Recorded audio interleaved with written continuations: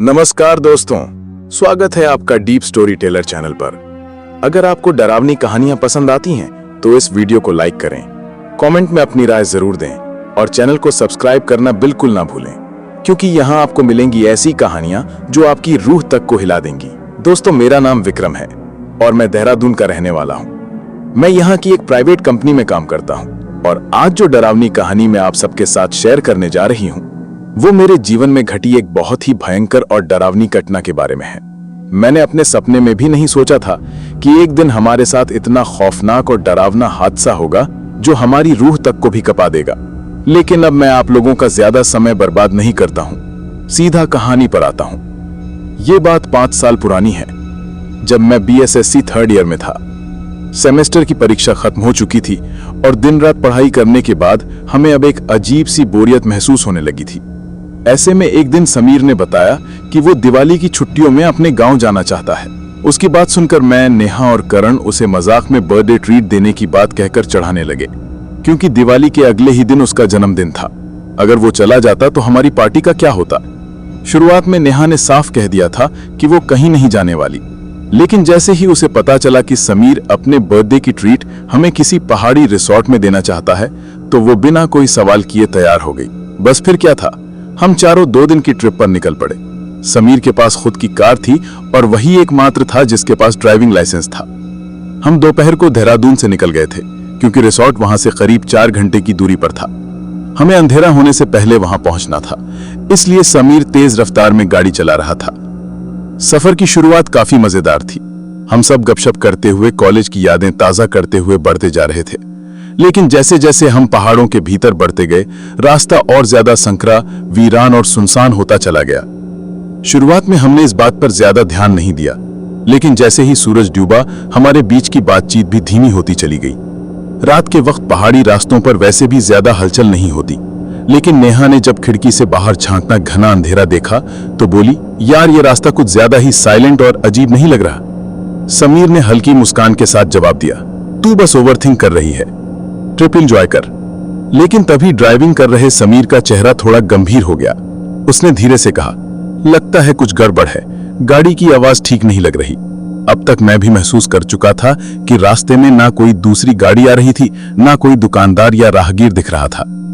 बस दूर दूर तक घने पेड़, ठंडी हवा और हमारी गाड़ी की हेडलाइट्स की रोशनी ही दिख रही थी। कुछ ही मिनटों में गाड़ी से खड़खड़ की आवाज आने लगी। समीर ने स्टीयरिंग और ब्रेक चेक करते हुए कहा, गाड़ी शायद बंद होने वाली है। इस पर मैं थोड़ा चिढ़ते हुए बोला, ये पुरानी गाड़ी नहीं लानी चाहिए थी। हर बार ट्रिप पर यही ड्रामा। हमारी बातों के बीच एक धीमी लेकिन रहस्यमयी सी आवाज मेरे कानों में पड़ी। चारों तरफ फैली खामोशी के बीच वो आवाज कुछ अजीब सी थी, जैसे कोई बहुत दूर से कुछ कह रहा हो या फिर कुछ चल रहा हो। मैंने सबको धीरे से कहा, पता नहीं क्यों मुझे यहाँ कुछ गड़बड़ सी लग रही है। क्या तुम लोगों को भी कोई अजीब एहसास हो रहा है? मेरी बात खत्म भी नहीं हुई थी कि गाड़ी एक झटके से रुक गई। अब हम चारों थोड़े घबराए हुए कार से बाहर निकले। सड़क के किनारे कहीं भी कोई स्ट्रीट लाइट नहीं थी। नेहा ने अपने बैग से टॉर्च निकाली और बोली, जो भी हो, हम पूरी रात इस खराब गाड़ी के साथ इस सड़क पर तो नहीं रुक सकते। चलो, शायद पास ही कोई मैकेनिक या दुकान मिल जाए। अब समीर की बात हमें कुछ हद तक सही लगी, क्योंकि रिसोर्ट अब भी काफी दूर था और वहां तक हम पैदल तो किसी भी हालत में नहीं पहुंच सकते थे। ऊपर से बंद पड़ी कार में सड़क के किनारे पूरी रात बिताना भी किसी अच्छे आइडिया जैसा नहीं लग रहा था। इसलिए मजबूरी में हमने वही फैसला लिया कि शायद आगे जाकर कोई मैकेनिक मिल जाए। बस फिर क्या था, हम चारों धीरे धीरे उस वीरान सड़क पर आगे की ओर बढ़ने लगे। सड़क के किनारे किनारे एक दूसरे के पास सटे हुए हम सब कुछ दूर ही चले होंगे कि तभी दूर अंधेरे में एक हल्की सी रोशनी टिमटिमाती दिखी, जिसे देखकर हमारे मन में थोड़ी उम्मीद जगी। हमने अपने कदम तेज कर दिए और उसी रोशनी की दिशा में चलने लगे। साथ ही सभी अपने अपने फोन से उस जगह के बारे में कुछ जानने की कोशिश भी करने लगे। लेकिन ये देखकर हैरानी हुई कि हम चारों में से किसी के फोन में नेटवर्क नहीं था। मतलब हम किसी को कॉल भी नहीं कर सकते थे। ऐसे में मदद मांगने का भी कोई जरिया नहीं बचा था। लेकिन हमने सोचा शायद थोड़ा आगे जाने पर हालात बेहतर हो जाए, इसलिए बिना कुछ कहे हम बढ़ते गए। रोशनी जैसे हमारे सामने थी, लेकिन उसके पास पहुंचना नामुमकिन लग रहा था। जितना हम करीब जाने की कोशिश करते, उतनी ही वो दूर सरकती जाती थी। ये देखकर हम सब ने अपने कदम और तेज कर दिए और आखिरकार काफी देर बाद जब हम उस रोशनी तक पहुंचे तो हमें समझ आया कि वो एक छोटा सा पहाड़ी गांव था, भैरवगंज। वहां सिर्फ कुछ गिने चुने घर ही दिख रहे थे, वो भी ज्यादातर बंद पड़े थे। हमने देखा कि हर घर की खिड़कियां बंद थीं और कई दरवाजों पर पुराने जंग लगे ताले लटक रहे थे। तभी समीर, जो थोड़ा भारी शरीर का था, थककर झुंझलाते हुए बोला, क्या सच में कोई रहता है यहाँ? मुझे तो ये जगह किसी हॉरर फिल्म के सेट जैसी लग रही है। उसके इस मजाक पर विक्रम ने उसकी कोहनी में हल्की चोट मारते हुए कहा, चुप रहो यार समीर, भले ही यहाँ कोई ना दिख रहा हो, लेकिन मुझे ऐसा लग रहा है जैसे कोई हमें देख रहा है। नेहा भी चुपचाप इशारे में सहमति जताने लगी और हम सब हौले हौले आगे बढ़ते गए। तभी हमें कस्बे के बीचों बीच एक घर के बाहर एक बूढ़ा आदमी बैठा नजर आया। जैसे ही हमारे कदमों की आहट उस तक पहुंची, उसने धीरे से अपना सिर उठाया और हमारी ओर देखा। हमने देखा कि उसकी आंखें पूरी तरह सफेद थीं, बिल्कुल बिना पुतलियों के, और वो हमें देखकर अजीब सी मुस्कान दे रहा था। उसका चेहरा एक अजीब सी स्थिरता लिए हुए था, जिसमें डर और रहस्य दोनों का मिश्रण था। लेकिन हमारे पास उस समय कोई और रास्ता नहीं था, न ही कोई और व्यक्ति मदद के लिए दिखाई दे रहा था। हमने अब उससे कुछ पूछने ही वाले थे कि उससे पहले वो खुद बोल उठा, तुम लोगों को यहाँ नहीं आना चाहिए था, अब तुम यहाँ से वापस नहीं जा पाओगे। उसकी आवाज धीमी लेकिन बहुत गूंजती हुई थी, जैसे वो सिर्फ कानों में नहीं बल्कि दिल की धड़कनों में उतर रही हो। हम चारों ने एक दूसरे की ओर देखा, थोड़े सहमे थोड़े हक्के बक्के से। लेकिन समीर, जो शायद उसकी बात को मजाक समझ रहा था, बोला, अंकल हमारी गाड़ी पीछे खराब हो गई है, आप बता सकते हैं यहाँ कोई मिस्त्री मिलेगा? समीर की बात पर वो बूढ़ा कुछ पल चुप रहा, फिर बहुत धीमे से बोला, गाड़ी तो ठीक हो जाएगी, लेकिन तब तक तुम सब बाहर ज्यादा मत घूमो। अब काफी रात हो चुकी थी और हमें यह लग रहा था कि इस वक्त किसी भी मैकेनिक का मिलना लगभग नामुमकिन है। लेकिन जब उस बुजुर्ग व्यक्ति ने कहा कि वो इंतजाम कर देगा तो हमें थोड़ा भरोसा हुआ। अब असली परेशानी ये थी कि हम रुकें तो कहां। वो बुजुर्ग सहारे से उठे और इशारे से हमें पीछे आने को कहा। चारों तरफ पसरे सन्नाटे को देख नेहा धीरे से मुझसे कहती है, विक्रम, यहां आसपास कोई दिख क्यों नहीं रहा? उसको बेचैनी देखकर मैं भी थोड़ा घबरा गया और बोला, पता नहीं, और ये बूढ़े चाचा इतनी रात को मैकेनिक का इंतजाम भी कर पाएंगे या बस हमें तसल्ली दे रहे हैं? मेरी बात खत्म भी नहीं हुई थी कि मैंने देखा कि वो बूढ़े चाचा मुझे हल्की सी टेढ़ी नजर से घूर रहे थे। मेरी तो धड़कन कुछ पल के लिए थम गई और मैंने फिर उनकी ओर देखना बंद कर दिया, जब तक कि हम सब भैरवगंज गांव के एक वीरान से घर के पास नहीं पहुंच गए। मैंने उस छोटे से कमरे को एक नजर देखा तो वहां कोने में एक पुरानी सी खाट रखी थी। उसके पास ही मिट्टी का एक मटका रखा हुआ था और ऊपर रस्सी पर 2 जोड़ी पुराने कपड़े टंगे थे। एक और बात जो ध्यान देने लायक थी वो ये कि कमरे में बस एक ही छोटी खिड़की थी, जिससे अंदर की हवा काफी दमघोटू महसूस हो रही थी। वो बूढ़ा हमें इंतजार करने को कहकर निकल गया। कुछ ही देर में खिड़की के पास खड़ी नेहा धीरे से बोली, विक्रम, मुझे इन गलियों में कुछ लोग टहलते दिख रहे हैं।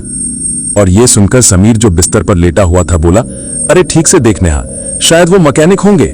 नेहा ने जवाब दिया, नहीं, वो कुछ अलग ही लग रहे हैं, जैसे परछाइयां हों, ठीक से समझ नहीं आ रहा। उसकी बात सुनकर मैं भी खिड़की तक गया और बाहर झांकने लगा। तभी मैंने भी कुछ अजीब देखा और धीमे स्वर में नेहा से बोला, नेहा, वो देखो, लगता है जैसे कोई हमें ही घूर रहा है। उसकी आंखें हरे बल्ब की तरह चमक रही हैं।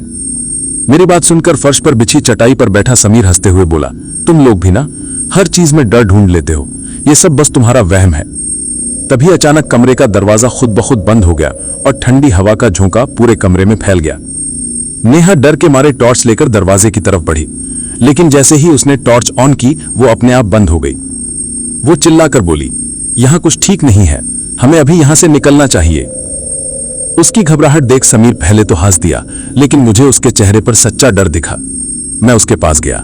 नेहा बार बार दीवार की ओर इशारा कर रही थी, तो मैंने फौरन टॉर्च उठाई और हाथ से झटका देकर उसे चालू करने की कोशिश की। टॉर्च जलते ही मैंने उसकी रोशनी दीवार की ओर डाली। वहां कुछ आकृतियां उभरी हुई थीं, जैसे गांव की पुरानी दीवारों पर कभी कभी दिखती हैं। मेरे समझ में कुछ नहीं आया। तभी एक भारी आवाज गूंज उठी, तुमने चेतावनी नहीं मानी, अब अंजाम भुगतने के लिए तैयार रहो। अब समीर भी समझ गया था कि ये कोई आम जगह नहीं है। बाहर का अंधेरा और गहरा हो गया था। हमारे दिल की धड़कनें बढ़ती जा रही थी, लेकिन हमारे पास कोई और चारा नहीं था। तभी नेहा बोली, मुझे नहीं लगता कि वो बूढ़ा अब वापस आएगा, बाहर चल के कुछ समझना होगा। समीर गहरी सांस लेते हुए बोला, हम डरते रहे तो कुछ भी नहीं कर पाएंगे। मुझे लगता है वो बूढ़ा ठीक कह गया था कि रात में बाहर नहीं निकलना चाहिए। मैं तुरंत बोल पड़ा, ठीक है, लेकिन अगर फिर से वो आवाजें शुरू हुई तो हम अंदर भी सुरक्षित नहीं रहेंगे। बाहर तो एकदम अंधेरा है। हमारी बातें सुनकर करण एकदम उठ खड़ा हुआ और बोला, चलो यारों, बाहर जाकर देखते हैं कि आखिर हो क्या रहा है। अब लग नहीं रहा कि ये सब हमारा वहम है। कोई है जो हमें देख रहा है और यहां रोकने की कोशिश कर रहा है। कमरे के कोने में बैठी नेहा अचानक कुछ कहने ही वाली थी कि हम चारों उस सुनसान रास्ते से गुजर रहे थे, जब अचानक मैंने देखा कि एक औरत सफेद कपड़ों में रोड के किनारे खड़ी है और हमारी तरफ घूर रही है। उसकी आंखों में कुछ अजीब सा था, जैसे जो मैंने पहले खिड़की से परछाइयों के रूप में देखा था, वही चमकती हुई आंखें थी। नेहा का इतना कहना ही हमारे डर को और बढ़ाने के लिए काफी था। हम सभी उस औरत को चुपचाप घूरते रहे। तभी समीर झिल्ला कर कहता है, कौन है तू और यहां क्यों खड़ी है? उसकी बात सुनकर वो औरत थोड़ी और हमारी तरफ बढ़ने लगी और हम सब के सब डर के मारे पीछे हट गए। तभी मैंने देखा कि एक तरफ गली में कुछ लोग खड़े होकर हमें तुमने पहले क्यों नहीं बताया? नेहा डरते हुए जवाब देती है, मैं खुद समझ नहीं पा रही थी, लेकिन अब लगता है वो औरत इंसान नहीं थी। तभी अचानक खिड़की पर जोर की आवाज आई, मानो कोई बाहर था। हम चारों डर के साथ खिड़की की तरफ देखते हैं, मगर किसी की भी हिम्मत नहीं हो रही थी बाहर जाने की। कुछ ही देर बाद एक और जोरदार आवाज आई, लेकिन इस बार खिड़की के कांच पर एक लाल हाथ का निशान उभरा। हम सबकी आंखें फटी की फटी रह गई। फिर अचानक दरवाजे पर भी वही आवाज हुई। समीर कहता है, कहीं वो बूढ़ा आदमी तो नहीं हो सकता जो कह रहा था कि हमारी गाड़ी ठीक हो गई है। हम तीनों ने उसकी बात को सही समझा और फिर कहा कि वही दरवाजा खोले, हम उसके पीछे खड़े रहेंगे। समीर ने वैसा ही किया। धीरे से दरवाजा खोला। बाहर अभी भी सिर्फ अंधेरा और ठंडी हवा का एहसास था। तभी वो बूढ़ा आदमी हमारे सामने आ गया। हम चारों डर के मारे सांस रोककर उसे देखने लगे। वो बूढ़ा हमारे सहमे चेहरे पर एक नजर डालते हुए कहता है, तुम्हारी गाड़ी ठीक हो रही है, अब यहां से जाओ। इतना कहकर वो जाने को मुड़ा ही था कि समीर कहता है, आपने हमें कमरे में रहने की चेतावनी दी थी, क्या यहां कुछ ऐसा है जो आप जानते हैं? नेहा झट से कहती है, हम ऐसा लगता है जैसे कोई हमें देख रहा है और खिड़की पर जो हाथ के निशान थे वो अब गायब हो गए हैं। वो सब क्या है? बूढ़ा आदमी आंखें सिकोड़ते हुए कहता है, मैंने कहा था ना कि इस बारे में सोचने की जरूरत नहीं है। खिड़की पर हाथ के निशान मैकेनिक के थे, वो तुम सबको बुलाने आया था। जब तुम लोगों ने दरवाजा नहीं खोला तो मुझे आना पड़ा। अब बाहर निकलो, तुम्हारी गाड़ी ठीक हो गई है। हमने राहत की सांस ली और कमरे से बाहर निकलने ही वाले थे कि बूढ़ा आदमी हमें रोकते हुए कहता है, ध्यान रखना, किसी परछाई से टकराना मत, नहीं तो फिर तुम कभी वापस नहीं जा पाओगे। हमारी स्थिति पहले से ही भयावह थी और उस बूढ़े के पहली भरे शब्दों ने हमारी घबराहट और बढ़ा दी। नेहा तुरंत कहती है, देखा तुम लोगों ने, मैंने कहा था ना वो सब परछाइयां थीं, इंसान नहीं। उसकी बातों से अब हमें भी यकीन हो गया था कि वो बूढ़ा आदमी हमसे कुछ छिपा रहा था। जब हमने उसकी ओर घूर कर देखा तो वो कहता है, ये कस्बा मरे हुए लोगों से भरा है। बूढ़ा आदमी अपनी आंखें सिकोड़ते हुए हमें बताता है, ये कस्बा पहले एक खुशहाल जगह था, लेकिन कई साल पहले यहां एक भयानक हादसा हुआ था। इस सड़क से बारात से भरी एक बस जा रही थी और ड्राइवर की लापरवाही से वो बस रास्ता भटक गई। सड़क के किनारे जो जंगल था वहां के पेड़ों से वो बस जा टकराई और उसमें आग लग गई। इस हादसे में कोई नहीं बचा। उस दिन के बाद यहाँ के लोगों को उनमें से कई लोगों की भटकती आत्माएं और परछाइयां दिखाई देने लगी। धीरे धीरे यहाँ के लोग भी उनके खौफ का शिकार होते गए और ये कस्बा खाली हो गया। अब तो गिनती के लोग ही बच गए हैं यहाँ, जिनमें से एक मैं हूं। बूढ़े की बात सुनकर हम सब एक दूसरे का मुंह देखने लगते हैं और फिर मैं उस बूढ़े से हल्के से कहता हूं, तो बाबा आपने मैकेनिक कहां से बुलाया? इस पर वो बूढ़ा आदमी लाठी टेकते हुए घर की देहरी पर बैठकर कहता है, बुलाने की क्या जरूरत है, मैं खुद ही सब ठीक करना जानता हूं। हाँ, आग थोड़ी कमजोर हो गई है, लेकिन क्या करूं, तुम्हारी तरह कई लोग कभी रास्ता भटक कर तो कभी गाड़ी खराब हो जाने की वजह से इन घूमती परछाइयों का शिकार हो जाते थे। इसीलिए मुझे उनकी मदद को आगे आना पड़ा। तभी तो मैंने तुम बच्चों को अपने घर में ठहराया और कहा कि मेरे आने तक दरवाजा मत खोलना। उस बूढ़े की बातें गंभीरता से सुनने के बाद हमें उस पर विश्वास हो गया था। उसने हमें फिर से याद दिलाया कि आने समय जो चाकू उसने हम चारों को दी थी वो हम अपने साथ ही रखें और कस्बे की सीमा पर जो चबूतरा है वहां पहुंचकर उस चाकू को वहीं रखकर निकल जाएं। उस बूढ़े के कहे अनुसार हम चारों ने एक एक चाकू अपने पास रख ली और कमरे से बाहर निकल गए। हम चारों जान की खैर मनाते और बचते बचाते चले जा रहे थे ताकि हम भूल कर भी किसी परछाई से ना टकरा जाए। तभी समीर की आवाज आई। हमने मुड़कर देखा तो पता चला कि रास्ते में रखे एक पत्थर से उसका पैर टकरा गया था। जो अंधेरा होने की वजह से उसे दिखाई नहीं दिया। नेहा ने आगे बढ़कर उसे सहारा देकर उठाया। वो तो अच्छा हुआ कि उसे कोई गहरी चोट नहीं लगी थी, बस उसके फोन पर कुछ खरोंचें आ गई थीं। समीर इधर उधर देखते हुए अपनी चाकू ढूंढने लगा, जो गिरते वक्त उसके हाथों से छिटक कर कहीं दूर जा गिरा था। कुछ ही दूर मुझे वो चबूतरा दिखाई देता है, तो मैं समीर से कहता हूं, वो देखो, वो रहा चबूतरा, चलो अब इस चाकू की हमें कोई जरूरत नहीं। मेरी बात सुनकर वो तीनों भी अपनी चाल तेज करते हुए वहां पहुंच जाते हैं और चाकू वहां रखकर सड़क पर खड़ी अपनी कार की ओर भागते हैं। मैं, समीर और नेहा जल्दी से कार खोलकर अंदर बैठ जाते हैं, लेकिन करण न जाने क्यों बार बार पीछे मुड़कर देखता रहता है। उसे ऐसा करते देख समीर कहता है, अरे करण चल जल्दी, वहां कहां देख रहा है तू? तू तो ऐसे उदास हो रहा है जैसे तेरे रिश्तेदार पीछे छूट गए हैं। यह सुनकर करण हमें घूरकर देखने लगता है और फिर ड्राइविंग सीट पर आकर बैठ जाता है। कुछ ही देर में कार स्टार्ट हो गई तो हमने ऊपर वाले का और उस बूढ़े आदमी का शुक्रिया अदा किया कि चलो बला टली। शाम की यही कोई 8:30 होंगे जब कार में बैठी हमारी सवारी घने जंगलों के बीच से होकर निकलती है। नेहा अचानक चिल्लाते हुए कहती है, करण रुको, आगे कोई खड़ा है। करण ने झटके से ब्रेक मारा तो गाड़ी की हेडलाइट्स की रोशनी में एक छाया दिखाई दी, जिसने सफेद कपड़े पहने थे। सड़क के बीच में खड़ी उस औरत का चेहरा ढका हुआ था और उसके बाल गीले लग रहे थे, जैसे बारिश में भीगे हों। ये देख नेहा कांपते हुए कहती है, ये वही औरत है जिसके बारे में मैंने तुम लोगों को बताया था। इतने में समीर चिल्लाते हुए करण से कहता है, करण गियर बदल और कार को पीछे ले जाने की कोशिश कर। लेकिन जैसे ही उसने कार रिवर्स की, औरत गायब हो गई। समीर गुस्से में इधर उधर देखते हुए कहता है, यह क्या मजाक है? उसकी आवाज में छिपा डर महसूस कर मैं कहता हूं, यहां से जल्दी निकलो। कार तेज रफ्तार से आगे बढ़ रही थी और रास्ता सुनसान होता जा रहा था। तभी कार के रेडियो से अचानक तेज शोर आने लगा। समीर घबराते हुए कहता है, यह क्या हो रहा है? कोई नई मुसीबत तो नहीं आने वाली है? इतना कहकर वो रेडियो बंद करने की कोशिश करता है, लेकिन रेडियो अपने आप चालू हो जाता है और उसमें से किसी औरत की धीमी घबराई हुई आवाज सुनाई देती है, मुझे बचाओ, मुझे जाने दो। नेहा दोनों हाथों से अपने कानों पर हाथ रखकर लगभग रोते हुए कहती है, करण इसे बंद करो, नहीं तो मेरे कान फट जाएंगे। करण तुरंत रेडियो का प्लग खींच देता है, लेकिन वो आवाज तब भी आती रहती है। मुझे न जाने क्या सूझता है कि मैं पीछे मुड़कर देखती हूँ और चीख पड़ती हूँ, वो हमारे पीछे है। सभी ने पीछे मुड़कर देखा तो कार के पिछले बोनट पर वही सफेद साड़ी वाली औरत बैठी थी। उसका चेहरा अब साफ दिख रहा था, जो भयानक और बिना आंखों का था। हम सब इतना डर गए कि चीखने चिल्लाने लगे, जिससे करण कार को सड़क के किनारे झटके से रोक देता है। हम सब जान बचाने के लिए कार से बाहर भाग जाना चाहते थे, लेकिन तभी हमने देखा कि पीछे वो औरत नहीं थी। नेहा दरवाजे का नॉब घुमाते हुए कहती है, जल्दी करो, बाहर निकलो और भागो। लेकिन तभी मेरी नजर सड़क के किनारे लगे बड़े और घने पेड़ पर ठहर जाती है। उस वीरान जंगल में जाने की हमारी हिम्मत नहीं होती है। पेड़ों की डालियां अजीब तरीके से हिलने लगती हैं, जैसे वे हमें पकड़ने को बेताब हो रही हो। अचानक मुझे कुछ याद आता है तो मैं धीरे से कहता हूं, क्या तुम लोगों ने एक बात गौर की? ये जंगल बिल्कुल वैसा ही है जैसा बूढ़े आदमी ने बताया था, जहां सालों पहले बारात से भरी बस का एक्सीडेंट हुआ था। मेरी बात सुनकर बाकी तीनों की नजरें खिड़की के शीशे से बाहर के मुआयने में व्यस्त हो जाती है। समीर धीरे से कहता है, यहां से बाहर निकलना सही रहेगा क्या? नेहा हल्की आवाज में कहती है, तुम लोगों ने ये देखा है? ये पेड़ हवा में झूल रहे हैं, ऐसा लगता है जैसे ये कार के चारों ओर घेरा बना रहे हैं।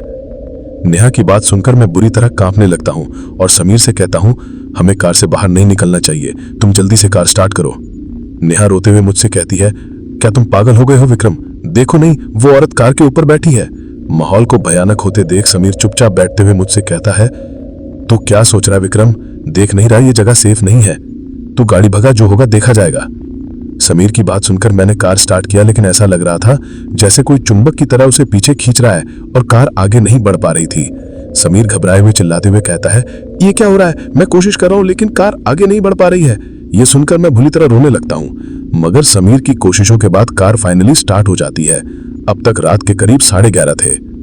सुबह जब हम निकले थे जो फोन का लोकेशन सही काम कर रहा था, लेकिन अब किसी के फोन में नेटवर्क नहीं था। मेरे और समीर का फोन डिस्चार्ज हो गया था और स्विच ऑफ हो गया था। कुछ देर बाद कार एक रिजॉर्ट के गेट पर आकर रुकती है, जो एक ऊंची पहाड़ी के किनारे पर बना था।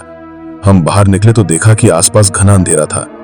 नेहा के फोन की लाइट में हमने देखा कि रिजॉर्ट का गेट और बाउंड्री वॉल की लोहे की सलाखें जगह जगह से जंग खा चुकी थी। रिजॉर्ट की इमारत को देखकर ऐसा लग रहा था कि वो सालों से बंद पड़ी है, जहां रोशनी का नामो निशान नहीं था। मैं झिझकते हुए समीर से पूछता हूं, क्या ये सच में वही जगह है जो हमने वेबसाइट पर देखी थी? समीर बिना कुछ बोले अंदर बढ़ते हुए कहता है, हाँ वही है, अंदर चलो। ये बाहर से भले ही डरावना लग रहा हो, लेकिन अंदर मजा आएगा।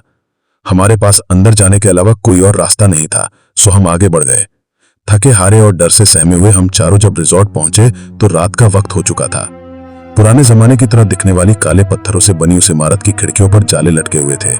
बाहर लगा हुआ पुराना नेम प्लेट झूल रहा था जिस पर ड्रीम हाउस रिजॉर्ट का कुछ अक्षर मिट चुका था। अंदर घुसते ही रिसेप्शन पर बैठा एक बूढ़ा आदमी हमारी ओर देखता है, जिसकी आंखें सफेद और चेहरा सख्त था। वो कुछ बोले बिना हमें एक रजिस्टर थमा देता है जिसमें डिटेल्स भरते हुए समीर पूछता है, रूम्स रेडी हैं? तो वो बूढ़ा बिना कुछ कहे सिर हिलाता है और फिर चाबियों का गुच्छा निकालकर हमें थमा देता है। फिर कहता है, क्या आप सबको सच में यहां ठहरना है? इस पर समीर कहता है, हाँ, हमने बुकिंग की है। बूढ़ा उसे गंभीरता से देखता हुआ कहता है, बस एक बात याद रखना, देर रात इस रिजॉर्ट के बाहर तो क्या, अपने कमरे के बाहर भी मत निकलना, वरना यहाँ का सन्नाटा धोखा दे सकता है। ये बात सुनकर नेहा का चेहरा उतर गया, लेकिन समीर मजाक करते हुए कहता है, आप तो हमें डराने की कोशिश कर रहे हो। इस पर बूढ़े ने कोई जवाब नहीं दिया और धीमे कदमों से चुपचाप चला गया।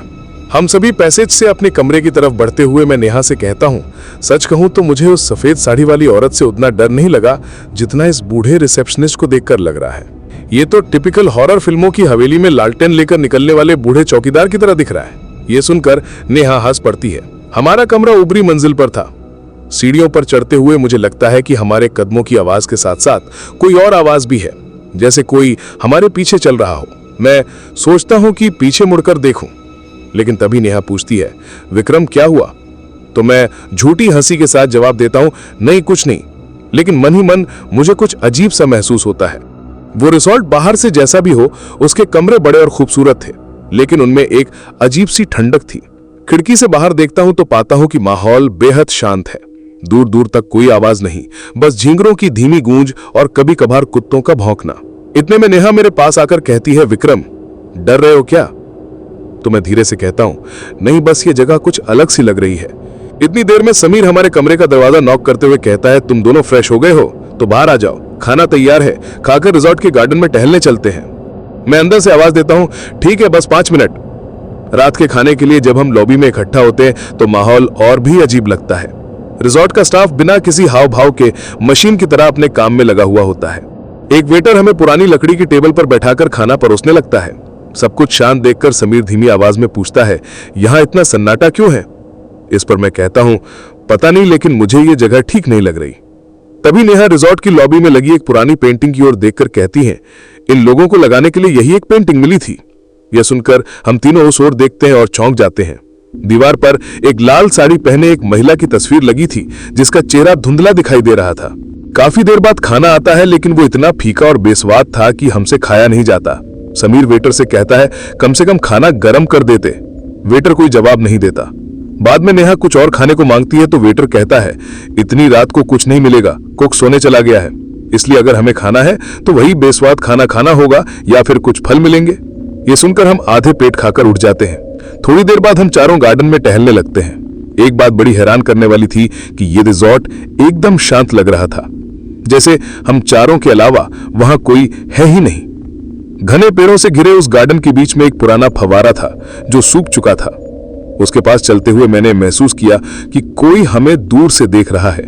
मैंने पेड़ों की ओर नजर डाली, लेकिन तुरंत ही उस ओर से नजरें हटा ली, क्योंकि मेरे मन में एक अजीब सी हलचल होने लगी थी। कुछ देर बाद हम जैसे ही वापस जाने लगे, नेहा अचानक रुक जाती है और घबराते हुए कहती है, वो देखो। मैंने उसकी उंगली की ओर देखा जो पेड़ों के पीछे से लगते सफेद साए की ओर इशारा कर रही थी। मुझे ऐसा लगा कि वो साया हल्के हल्के हमारी ओर बढ़ रहा था। इतने में नेहा मेरे कान के पास आकर डरते हुए कहती है, यहां कोई और भी है। मैं बात को टालने की कोशिश करते हुए कहता हूं, हमें जरूर कोई धोखा हो रहा है। आसपास जंगल है, हो सकता है कोई जानवर हो। मैं अपनी बात खत्म कर ही रहा था कि नेहा की नजर अब भी उस साये पर टिकी थी, क्योंकि वो साया अब और साफ दिखने लगा था। लाल साड़ी पहने उस औरत के बिखरे बाल और झुके चेहरे को देखकर नेहा घबराते हुए हमसे कहती है, चलो चलो हम अंदर चलते हैं, बहुत देर हो गई है, अब हमें सो जाना चाहिए। जब हम अपने कमरों में लौट रहे थे तो गलियारे में किसी के गुर्राने की आवाज गूंजने लगी। वो आवाज धीमी थी, लेकिन इतनी भयानक थी कि हमारे रोंगटे खड़े हो गए। नेहा पूछती है, क्या हुआ विक्रम? लेकिन कोई जवाब नहीं आता। अचानक गलियारे की लाइट्स चपकने लगती हैं, जिससे हम सब डर के मारे दौड़ते हुए अपने कमरे में घुस जाते हैं और दरवाजा बंद कर लेते हैं। घर में लौटने के बाद मुझे ऐसा लगता है जैसे नेहा थोड़ी घबराई हुई हो। सच कहूं तो हमारे साथ जो कुछ भी हुआ था उसे सोचते सोचते मेरा दिल भी तेजी से धड़कने लगता था। उस औरत का चेहरा जो कार पर बैठी थी बार बार मेरी आंखों के सामने आ रहा था। मन इतना बेचैन हो रहा था कि मैं खिड़की के पास आकर खड़ा हो जाता हूं जहां से बाहर की ताजा हवा आ रही थी। गार्डन से आने के बाद हम सब अपने अपने कमरों में चले गए थे। मैं और नेहा एक कमरे में थे जबकि करण और समीर बगल वाले कमरे में थे। नेहा थकान महसूस करी थी इसलिए जल्दी सोने चली गई, लेकिन गार्डन से आने के बाद मुझे ऐसा महसूस हो रहा था कि मेरा चेहरा थोड़ा चिपचिपा हो गया है, जिसे साफ करने के लिए मैं बाथरूम में चला जाता हूं। जैसे ही नल खोलकर पानी के छींटे में अपने चेहरे पर मारता हूं, मुझे एक अजीब सी ठंडक महसूस होती है। मैंने देखा कि बाथरूम का शीशा धुंधला हो गया था और उसमें मुझे अपना चेहरा नजर नहीं आ रहा था। मैं शीशे तक पहुंचने के लिए हाथ बढ़ाता हूं, तभी मुझे शीशे के दूसरी ओर एक परछाई दिखती है, लाल साड़ी में लिपटी एक औरत की परछाई। उसे देखकर मेरी सांसें थम जाती हैं। पहले तो मुझे लगता है कि शायद ये मेरा भ्रम है, लेकिन तभी उस परछाई का चेहरा साफ साफ नजर आता है। उसकी आंखों की जगह खाली गड्ढे और गालों पर जलने के निशान। उसके होठों पर हल्की मुस्कान थी जो हर पल और भी डरावनी होती जा रही थी।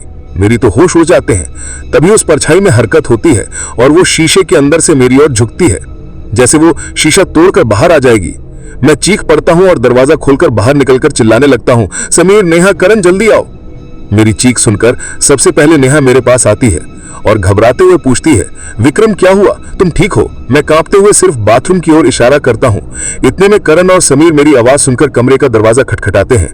नेहा उन्हें लेकर मेरे पास आती है तो समीर घबराते हुए पूछता है, क्या हुआ विक्रम, इतनी चीख क्यों रहे हो?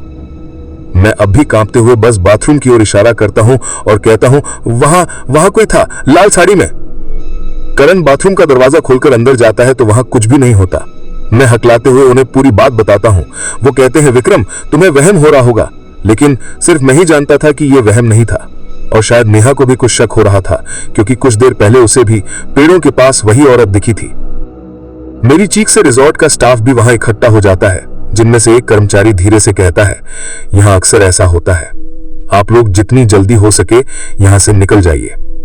रिजॉर्ट के माहौल और मेरी हालत को देखकर हम सब फैसला करते हैं कि एक और रात रुकने की बजाय हम सुबह होते ही यहां से निकल जाएंगे। उस रात एक सेकंड के लिए भी मैंने अपनी आंखें बंद नहीं की, क्योंकि मुझे अब भी यकीन नहीं हो रहा था कि मैंने उस डरावनी औरत को इतनी पास देखा। उस रात मैंने एक पल के लिए भी नेहा का हाथ नहीं छोड़ा और कंबल को सिर तक ओढ़कर लेट गया। मैं इतना सहम गया था कि मेरे मुंह से आवाज भी नहीं निकल रही थी। नेहा ये अच्छे से खिड़की और दरवाजे बंद कर दिए ताकि मेरी नजर बार बार उस ओर ना जाए और मैं थोड़ी देर के लिए सो सकूं। सुबह हुई, लेकिन पहाड़ों पर छाई हल्की धुंध देखकर ऐसा लग ही नहीं रहा था कि सूरज निकल चुका है। रात की अजीब घटना ने मुझे इस कदर परेशान कर दिया था कि मुझे हल्का हल्का बुखार आ गया था। मेरी हालत देखकर सभी बहुत परेशान थे, इसलिए मैं अपनी घबराहट छुपाने की नाकाम कोशिश करते हुए कहता हूं, मुझे तो यहाँ एक पल भी रुकने का मन नहीं कर रहा। मेरी बात से सहमति जताते हुए नेहा कहती हैं, ठीक कह रहे हो विक्रम, जब से हम घर से निकले हैं कुछ ना कुछ गलती हो रहा है हमारे साथ। अब तो जल्द से जल्द वापस जाना है।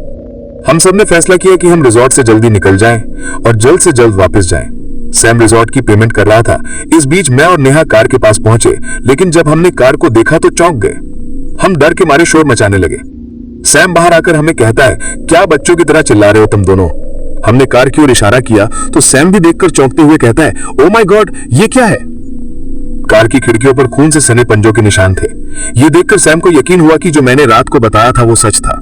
करण, जो अब तक चुप था, ने सड़क के किनारे पड़े कागज से खिड़की साफ की और फिर जल्दी से कार स्टार्ट की। हम सब डर महसूस कर रहे थे, लेकिन इसे जाहिर नहीं कर रहे थे। फिर वही हुआ जिसका हमें डर था। कार एक बार फिर स्टार्ट नहीं हो पाई। मजबूरी में हमें रिजॉर्ट में वापस जाकर मैकेनिक से मदद लेनी पड़ी। हम रिजॉर्ट के एंट्रेंस पर बैठकर मैकेनिक के आने का इंतजार कर रहे थे। दोपहर तक कार ठीक हो गई और हम भागते हुए वहां से निकल गए। हमारा प्लान था कि रात के 8 बजे तक देहरादून पहुंच जाएंगे। हम सुनसान सड़क पर आगे बढ़ रहे थे और हमें एक बात बहुत अजीब लगी। दिन के उजाले में भी हम रास्ते में कोई और नहीं देख पा रहे थे। घने पेड़ और झाड़ियां हमें घेर चुकी थीं। अचानक धुंध बढ़ने लगी, जो कार की हेडलाइट्स की रोशनी में भी दिख रही थी। मैंने फोन पर समय देखा तो शाम के 6 बजे थे। रिजॉर्ट से निकले अब 1 घंटे से ऊपर हो चुका था, लेकिन ना तो कोई घर दिखाई दे रहा था और ना ही कोई दुकान। सब कुछ जंगल जैसा था। करण कार चला रहा था जबकि समीर ने मैप खोल रखा था, लेकिन मुझे उन रास्तों को देखकर डर लग रहा था। रिजॉर्ट से निकलने से पहले मैंने मेडिसिन ली थी, जिससे नींद भी आ रही थी। मैं अपनी आंखें बंद करके सीट पर सिर टिकाती, तभी खिड़की से बाहर देखते हुए नेहा कहती है, ये रास्ता गलत लग रहा है। करण करण झुंझलाते हुए कहता है, मैप यही दिखा रहा है, तू चुप रह, मुझे पता है कहां जाना है। मुश्किल से कुछ ही मिनट बीते थे कि अचानक जोर से ब्रेक लगाने की आवाज आई और कार रुक गई। नेहा घबराते हुए कहती है, ये क्या था? तुम कह रहे थे तुम्हें रास्ता मालूम है। हम सब समझ नहीं पाए कि करण ने ऐसा क्यों किया। मेरी नींद अब पूरी तरह उड़ चुकी थी। कुछ ही देर में जब हम सामने देखे तो हमारे होश उड़ गए। सड़क खत्म हो चुकी थी। अगर करण समय पर ब्रेक नहीं लगाता तो हम सब मुसीबत में पड़ जाते। मैं माथा पीटते हुए कहती हूँ, ये कैसे हो सकता है? हम किसी रास्ते से आए थे। अब हम चारों तरफ जंगल में थे और हवा में रोने की आवाजें गूंज रही थी, जैसे कई लोग एक साथ रो रहे हों। कुछ ही देर बाद हमें एक पहचाना हुआ रोड दिखा। नेहा सहमते हुए कहती है, ये तो वही जगह है ना, मैंने भी देखा। और समीर धीरे से कहता है, ऐसा नहीं हो सकता, हम तो रिसोर्ट से बाहर निकल चुके थे। हमने अपने घड़ियों पर समय देखा। अजीब बात थी कि घड़ियां बंद हो चुकी थीं और मोबाइल का नेटवर्क भी काम नहीं कर रहा था। किसी किसी का टॉर्च भी काम नहीं कर रहा था। मैं घबराते हुए कहता हूँ, यहां से चलो जल्दी। समीर ने कार स्टार्ट की और बैक करने लगा, लेकिन एक बार फिर कोई अदृश्य ताकत हमारी कार को वहीं खींच कर ले आती थी। ऐसा लग रहा था जैसे कुछ हमें इस जगह से बाहर जाने से रोक रहा हो। उस वक्त मुझे यह एहसास हुआ कि हम सब इस जगह के कैदी बन चुके हैं। अब तक सभी के चेहरों पर डर की गहरी लकीरें खिंच चुकी थीं। कस्बे की चौक पर वही बूढ़ा आदमी हमें फिर से खड़ा दिखाई दिया, जो इशारा करते हुए कहता है, यहाँ से भागने की कोशिश मत करो, इस जगह ने तुम्हें अपने घेरे में ले लिया है, अब सिर्फ वो औरत ही तुम्हें यहाँ से जाने देगी। बूढ़े की बात सुनकर नेहा डरते हुए कहती है, कौन सी औरत? इस पर बूढ़ा बस इतना कहता है, जो बारात के साथ मरी थी वही तुम्हें बचा सकती है। उस वक्त तक मुझे और समीर को यह लगने लगा था कि शायद वो बूढ़ा कोई मानसिक रोगी है जो इस तरह की बातें करके हर आने जाने वाले को डराता है। तभी वो बूढ़ा अपनी निगाहें हम पर से हटाकर हमारे पीछे देखता है। हम चारों को अपने पीछे कदमों की आवाज सुनाई देती है तो हम मुड़कर देखते हैं। लाल साड़ी में वही औरत हमारे ठीक पीछे खड़ी होती है जो मुझे कल रात बाथरूम के आईने में दिखी थी। उसकी खाली आंखें हमें ही घूर रही थीं। ये देखकर हम सन्न रह गए। समीर की ओर देखते हुए उसके रूखे और बेजान होठों पर आ रही अजीब मुस्कान हमारे दिल की धड़कन को तेज कर देती है। इतने में मैं चिल्लाते हुए कहता हूं, गाड़ी में बैठो जल्दी। हम सब किसी तरह कार में कूदे। समीर ने कार स्टार्ट की, लेकिन गाड़ी का इंजन बार बार रुक रहा था और बाहर खड़ी वो औरत धीरे धीरे हमारी ओर बढ़ रही थी। उसके साथ अब परछाइयों की एक भीड़ भी थी। नेहा लगभग रोते हुए कहती है, ये कार क्यों नहीं चल रही? मैं घबराते हुए खिड़की से बाहर देखता हूं, जहां हर ओर से आ रही परछाइयां हमारे कार के बेहद नजदीक आ गई थी। वे इंसानी शक्लों में थीं, लेकिन उनके शरीर शीशे की तरह झलक रहे थे, जिसके आर पार आसानी से दिखाई दे रहा था। उनकी आंखों में गुस्सा और दर्द साफ झलक रहा था, मानो जैसे वो हमें किसी भी वक्त पकड़ सकते थे। समीर हड़बड़ाते हुए कहता है, आमना कुछ कर यार। आखिरकार गाड़ी स्टार्ट हो जाती है और समीर पूरी ताकत से एक्सीलरेटर पर पैर रख देता है, जिससे कार तेज आवाज करते हुए कस्बे की सड़कों पर दौड़ने लगती है। रास्ता घने कोहरे में डूबा हुआ था। सड़क खत्म होने का नाम नहीं ले रही थी। हम सब पीछे मुड़े तो क्या देखते हैं कि वो परछाइयां हमारी कार के साथ साथ दौड़ रही थी। समीर चिल्लाकर कहता है, ये तो हमारे पीछे ही आ रही हैं, अब क्या करें? अचानक कार एक झटके से रुक जाती है, क्योंकि सामने एक बड़ा गड्ढा था और गाड़ी का टायर उसमें फंस गया था। हम चारों ने बाहर झांक कर देखा तो पता चला कि हम फिर से कस्बे के चौक पर आ पहुंचे थे। कार का इंजन रुक चुका था और हम चारों अंदर बैठे हाँफ रहे थे। बाहर का नजारा डरावना हो चुका था। कस्बे की गलियां खाली नहीं थीं, हर ओर परछाइयां मंडरा रही थीं, जो एक दूसरे से अलग थीं, कुछ इंसानों जैसी तो कुछ विचित्र। समीर ने कांपते हुए खिड़की के बाहर देखा तो लाल साड़ी वाली औरत कार से महज कुछ कदमों की दूरी पर खड़ी थी। उसकी खाली आंखें सीधे समीर को घूर रही थीं। तभी उसने अपने हाथ उठाए और पता नहीं कहां से आसपास और परछाइयां आ गईं और हमारी ओर बढ़ने लगी। मैं घबराकर कहता हूं, खिड़की का शीशा नीचे करो जल्दी। इस पर समीर उस औरत की ओर देखकर कहता है, खिड़कियां बंद है, लेकिन ये कार अब चलने वाली नहीं है। मैं सहमते हुए पूछने लगता हूं, अब क्या करेंगे हम? ये परछाइयां हमें मार डालेंगी। तभी नेहा आसपास देखकर उंगली से एक दिशा की ओर इशारा करती है और कहती है, वो देखो, वहां मंदिर जैसा कुछ दिख रहा है, शायद वहां हमें कोई बचा सके।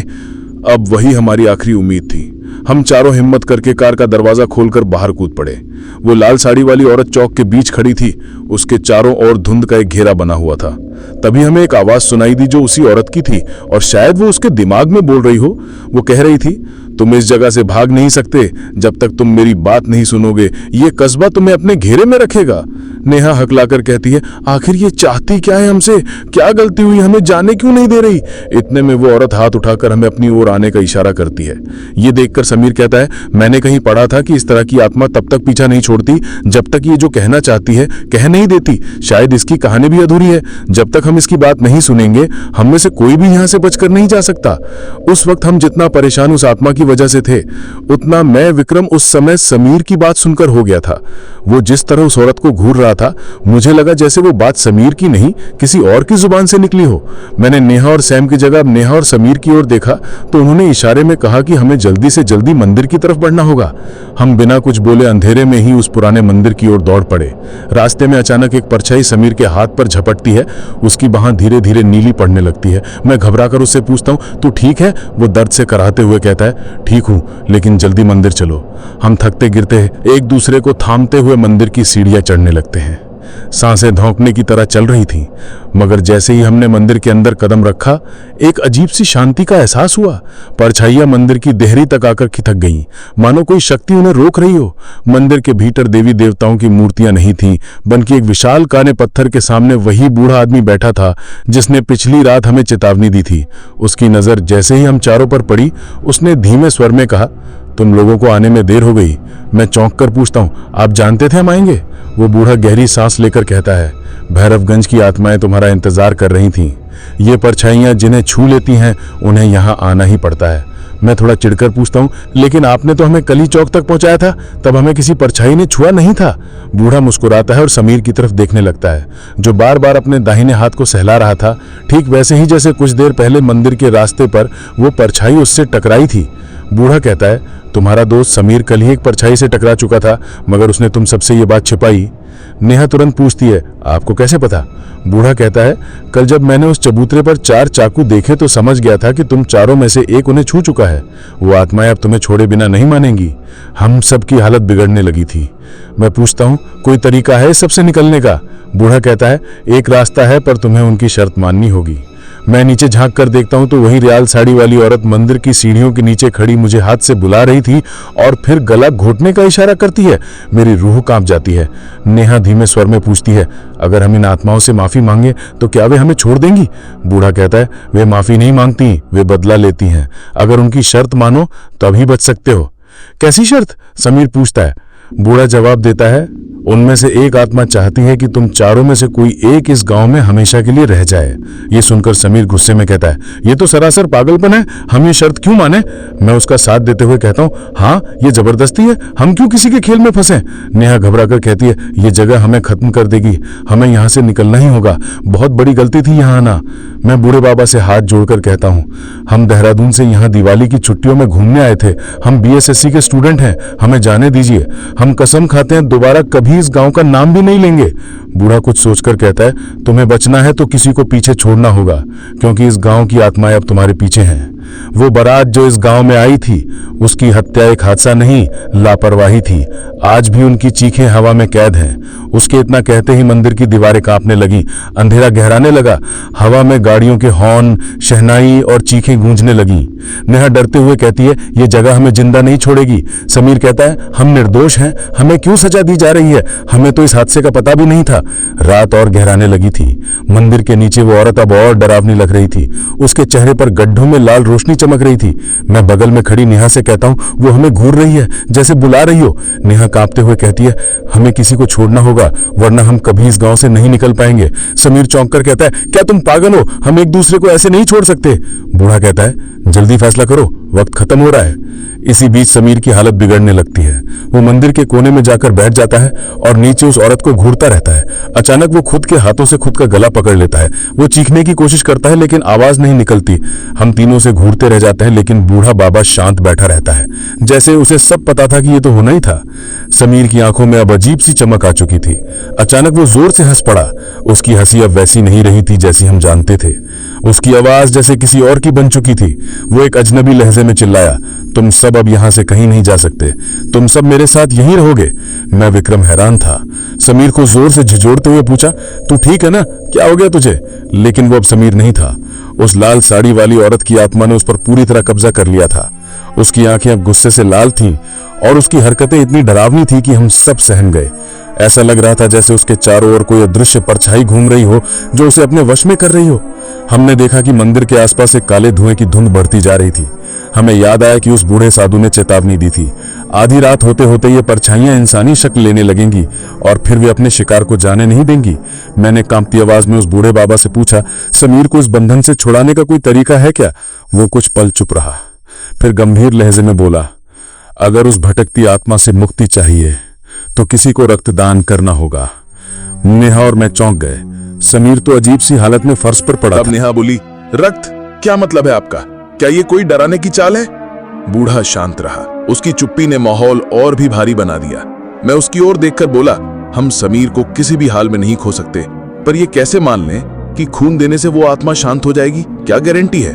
नेहा ने मेरे कंधे पर हाथ रखकर कहा, विक्रम, हम सबको मिलकर इसका सामना करना होगा। अगर वो हमें रोकना चाहती है तो हमें रास्ता भी निकालना होगा। नेहा की बात से हिम्मत मिली। तभी नेहा बोली, मुझे नहीं पता ये सब कैसे ठीक होगा, लेकिन मैं और समीर तुम्हारे साथ हैं। हम समीर को कुछ नहीं होने देंगे। हमारी बातें सुनकर बूढ़ा बाबा धीरे से बोला, ये आखिरी मौका है। आत्मा को शांत करने के लिए खून चढ़ाना पड़ेगा। अगर आज रात चूक गए तो कभी यहां से बाहर नहीं निकल सकोगे। मंदिर के बाहर बिजली की चमक से माहौल और डरावना हो गया। परछाइयों की संख्या बढ़ती जा रही थी। मैंने देखा मंदिर के चारों ओर वो परछाइयां हमें घेर चुकी थीं। बूढ़ा बाबा पास आया और पत्थर के नीचे से एक खंजर निकालकर मेरी ओर बढ़ाया। वो बोला, उस आत्मा को अपने दूल्हे की तलाश है। वो ज्यादातर पुरुषों को अपना शिकार बनाती है। समीर पर वो पहले ही हमला कर चुकी है, इसलिए उसका खून वो स्वीकार नहीं करेगी। अगर तुम चारों बचना चाहते हो तो तुम्हें अपने शरीर से खून टपकाकर कार तक पहुंचना होगा। मैंने एक पल भी नहीं गवाया। नेहा और मैंने मिलकर समीर को उठाया और मंदिर की सीढ़ियों की ओर बढ़े। उस आत्मा की आंखों में खौफनाक चमक थी। जैसे ही मैं अंतिम सीढ़ी पर पहुंचा, मैंने अपनी हथेली पर खंजर से चीरा लगाया और तेजी से कार की ओर भागने लगा। मेरी हथेली से खून की धार बहती रही और जैसे ही हमने कार की ओर दौड़ लगाई, हमने देखा कि आत्मा और बाकी परछाइयां उस खून पर टूट पड़ी। समीर गाड़ी चलाने की हालत में नहीं था, इसलिए मैंने खुद ड्राइविंग सीट संभाली। नेहा और मैंने मिलकर गाड़ी को धक्का दिया ताकि वो गड्ढे से बाहर निकले। जब कार आगे बढ़ी तो मैंने देखा परछाइयों का झुंड तेजी से हमारी ओर बढ़ रहा था, लेकिन खून की गंध उन्हें वहीं रोक रही थी। वे जमीन पर लेट उस जगह को चाटते रहे जहां मेरा खून गिरा था। भैरवगंज गांव से निकलते वक्त हमें खुद अपनी हालत का अंदाजा नहीं था, जैसे हम किसी दूसरे संसार से लौटे हों। कई घंटों की यात्रा के बाद आखिरकार हम देहरादून पहुंच चुके थे। रात के करीब 2 बजे थे। मैंने सबको उनके घर ड्रॉप किया और फिर खुद अस्पताल चला गया। डॉक्टर ने मेरे हाथों की अच्छी तरह मरहम पट्टी की और टिटनेस का इंजेक्शन दिया। अगले दिन समीर को उसके परिवार वाले डॉक्टर के पास ले गए। जब वो ठीक हुआ तो हमारे घर वालों ने हमें खूब डांटा। हमने उन्हें असली घटना नहीं बताई। कॉलेज तब भी बंद ही था। बीएसएससी का सेमेस्टर ब्रेक चल रहा था। कुछ दिनों बाद दिवाली की छुट्टियों में समीर अपने गांव चला गया। मैंने और नेहा ने तय किया कि उस रात की बात हम किसी और से नहीं करेंगे, पर हम आपस में एक सवाल बार बार करते रहे, क्या वो सब सच था या बस कोई भ्रम? न्यू ईयर से कुछ दिन पहले समीर वापस लौटा। हम चारों एक कैफे में मिले। सब कुछ सामान्य लग रहा था, लेकिन हम जानते थे कि हम वैसे नहीं थे जैसे पहले थे। कैफे में बैठकर हम टीवी देख रहे थे। तभी न्यूज चैनल पर खबर आई, उत्तराखंड के भैरवगंज गांव में पुरानी बस दुर्घटना के बाद अब गांव के जीर्णोद्धार की योजना बनाई जा रही है। रहस्यमय घटनाएं और लाल साड़ी वाली दुल्हन की आत्मा अब भी वहां के लोगों के लिए डर का कारण बनी हुई है। नेहा ने स्क्रीन की ओर देखा और अचानक घबराकर खड़ी हो गई। उसकी आंखें डर से फैल गई थी। उसने कांपती आवाज में कहा, विक्रम, मुझे लगता है मैंने टीवी स्क्रीन के कोने में वही लाल साड़ी वाली परछाई देखी। उस दिन हमें समझ आया कि हम भले ही उस जगह को पीछे छोड़ आए हों, लेकिन भैरवगंज की वो आत्मा अब भी हमें देख रही थी। वो कस्बा अब हमारे बीते कल का हिस्सा बन चुका था, हमारी यादों का, हमारे डर का और हमारी चेतावनी का हिस्सा। अगर आपको ये कहानी पसंद आई हो तो इस वीडियो को लाइक करें, कमेंट में बताएं कि आपको कैसा लगा और डीप स्टोरी टेलर चैनल को सब्सक्राइब करें। हम जल्द ही मिलेंगे एक और डरावनी कहानी के साथ।